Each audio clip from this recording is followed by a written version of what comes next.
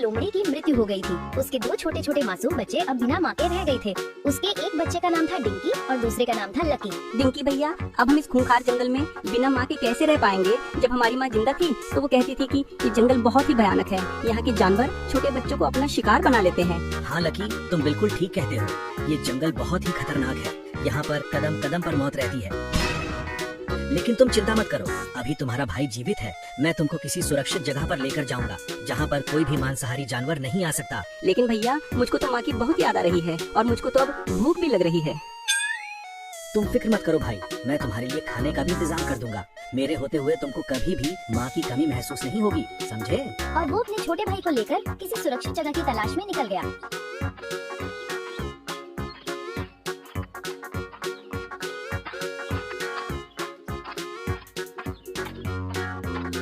तभी उसको रास्ते में एक बूढ़ा शेर मिल गया, जिसे देखकर दोनों बच्चे काफी डर गए। मुझसे डरने की तुमको कोई आवश्यकता नहीं है बच्चों। मैं तुमको कोई भी नुकसान नहीं पहुंचाऊंगा, बल्कि मैं तो तुम्हारी मदद करने के लिए आया हूँ। लेकिन बाबा, आप कौन हो और आप हमारी मदद किस प्रकार से करना चाहते हो? अरे बूढ़े शेर, ना ही हमने आपसे कोई भी मदद मांगी है, फिर आपको कैसे पता चल गया कि हमको मदद की जरूरत है? यहाँ पर मैं तुम्हारे बारे में सब कुछ जानता हूँ। तुम दोनों की माँ की अभी अभी मृत्यु हो गई है और तुम खूंखार जानवरों से बचने के लिए किसी सुरक्षित जगह की तलाश में हो। मैंने ठीक बताया है ना तुम्हारे बारे में? हाँ बाबा, आपने बिल्कुल ठीक बताया है। लेकिन आपको हमारे बारे में इतना सब कहाँ से पता चला? मैं तुम्हारे बारे में सब कुछ जानता हूँ।